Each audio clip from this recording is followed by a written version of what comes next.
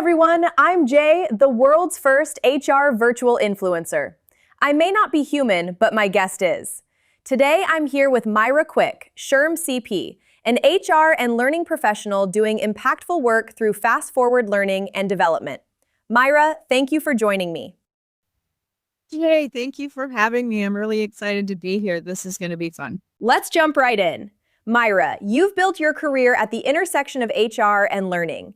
Can you share a little about your professional journey and what led you into learning and development work? I'm happy to. I was one of those people who was selected because you're good with people. And so I was able to walk into an HR generalist role from a management position in an operations department of all things. And so walked into that role, and as you may expect, which is the case with most HR positions, it requires a lot of training from the time that you're onboarding someone to helping them with their benefits to rolling out new programs to the organization. And that always seems to land on the plate of a human resources person. So throughout my 25 years, I was engaged in a lot of training and development.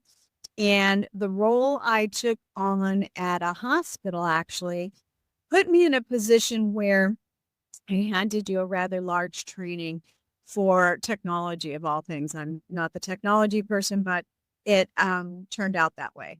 And I went in kind of fighting it because I knew it wasn't my expertise. But at the end of it, I got some really great feedback from the participants, and it felt good and it felt right and it felt like what I was supposed to be doing with my life. And so I went into my boss and I explained that I really enjoyed it.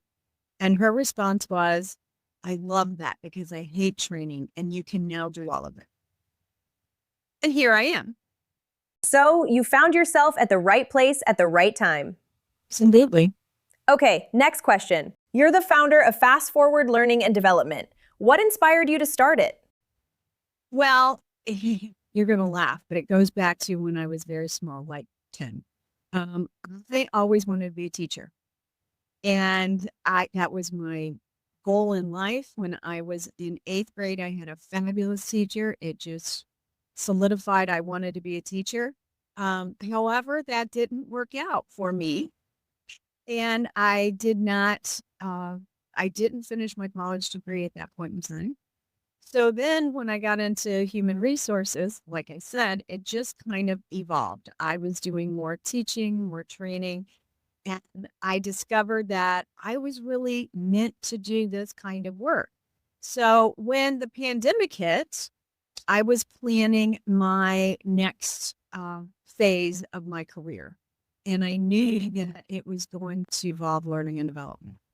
And I figured this is a good time because a lot of people were reskilling and upskilling and changing their roles. They were ready to pivot. And I had a lot of experience in career counseling and training and development. And I said, this is my turn. When you work with organizations, what are the most common learning gaps you see? And what do you think companies consistently underestimate when it comes to employee development? Well, as you may know, I focus on soft skills training. And I do believe that that's the largest gap in the workforce right now and probably has been forever. People come into the workforce, they assume that they know how to communicate well. They assume that they know how to collaborate with other people and good team members. And they assume that they're good at thinking problems through. But the truth is, most of that isn't ever taught anywhere. So they come right out of school. They are supposed to learn it through osmosis, and it takes a long time. But business can't move at that kind of pacing. And so I personally think that now what happens is they assume that these folks have all these skills and they might not. And then learning and development is brought in kind of as a problem eraser, not used on a strategic, let's develop people focus. They really tend to look at, oh, we need to call in training and have this fixed because this is a problem. If you could give one piece of advice to HR professionals who want to level up their learning and development strategy this year, what would it be? Use it as a development tool and not as a problem eraser. So it oftentimes learning and development falls under the purview of human resources. Human resources has a lot on their plate already.